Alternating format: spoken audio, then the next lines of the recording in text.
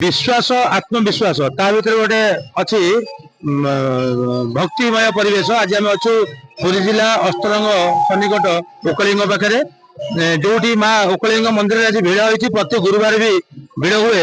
आज देखुवे आप दर्शक के भरपूर अच्छा गोटे कथा अच्छी जे यदि उकलिंग पाक आसवे जिते दुरारोग्य होता जिते प्रकार चर्म रोग होता जमी पुराणा जर होता से जर उकलिंग पाखे गाधेला प्रसाद पाइला पाखे मानसिक भल हो जाए।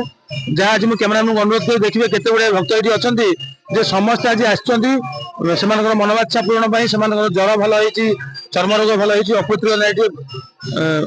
संतान पाई जे आज खाली ओडिशा नुहे ओडिशा बाहर भी माँ उकलिंग ना अच्छी जहाँ आप देखिपे हजार संख्यार भक्त अच्छा प्रत्येक भक्त आज भक्तिमय परिवेश जे अंततः से दुख से जो रोगर भय शोकर भय ताहा आज पूरण हो देखुवे माँ मान जो उत्साह जो भक्ति जो उद्दीपना माँ जो समर्पण भाव ताहा परिस्फुट होती कैमेरामैन अनुरोध करी टे भक्तिमय परिवेश नजर पकेबे जे केते भाव विहल भक्त मैंने आज जे अस्तरंग सन्निकट उकली पीठ जहाँ आज खाली ओडिशा नुहे ओडिशा बाहर परिचय लाभ कर केवल दुरारोग्य जिते पुराणा ज्वर हो जिते पुराणा ज्वर हो आप आसले भल हे।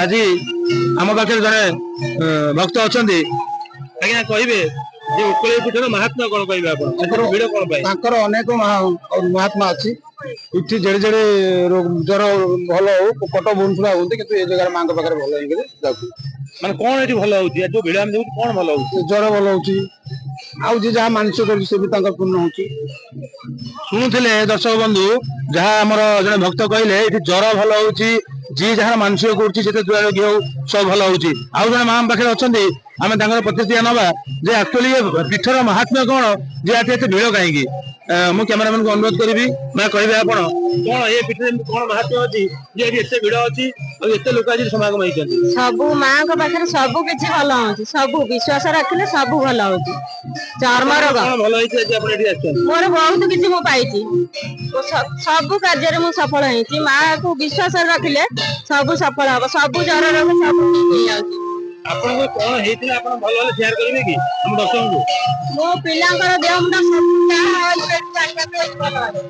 मो घर भी पाखे रे बहुत मो पिलांकर परीक्षा सब सफल है शुणुले दर्शक बंधु जड़े माँ कहते पिलांर समस्त मंगल हो जहाँ मानसिक सब पाई अगार भरोसा अच्छी आम भरोसा रहा दरकार आउ जन माँ अच्छा प्रतिक्रिया ना कौन कहे उकली माँ प्रत्येक माँ मु 3 वर्ष तले आसी माँ जहाँ कहते बापा से जहाँ 24 घंटा भितर जहाँ हवा कथा है पूरा माने सक्सेस हमर है जहाँ भी फर्स्ट टाइम आसली पुणी सेकंड टाइम में आसी मो ठाकुर को बस विश्वास अच्छी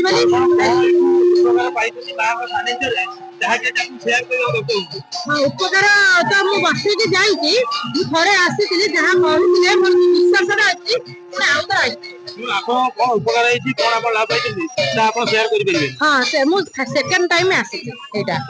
धन्यवाद आप देखुते दर्शक बंधु समस्त भक्त आज देखो मुझे कैमेरामैन को अनुरोध करी से कैमेरा देखेबे जे भक्त मान मन में कौ प्रकार उद्दीपना कौ प्रकार भक्तिमय परिवेश आप देखुए हजार हजार भक्त आज अच्छा उकलिंग पीठे जहाँ कि ये माटी की धन्य कर माँ उकलिंग महिमा समस्त मन में गोटे भक्ति भाव अच्छी गोटे अलग प्रकार भावना अच्छी से माँ रोग भल कर दुख भल कर जहाँ भी मानसिक गले समस्त जिनस पूरण हो आज ये जिनस आज नुहे जो बहुत दिन आगु चलती बहु वर्ष हो गला खाली ओडिशा नुहे ओडिशा बाहर जो मैंने अच्छा भक्त से भी आसुच्च आउ जड़े माँ अच्छा प्रतिक्रिया माँ कौन कहे उकलिंग विषय माँ उकलिंग विषय आप केत आसले तो फर्स्ट टाइम कौन कौन हो मानसिक कौन कौन सब हुए माँ पाखे माँ पाखे मानसिक अच्छी जहाँ भी मानसिक करते पूर्ण हुए आम शुणु ज्वर ज्वर जिते पुराणा ज्वर हेल्ले भी भल हो जाए आप कौन कहे से विषय मु तो शुणी तो आसी माँ को सर आप कौन कहे जो माँ विषय जो शुणीचु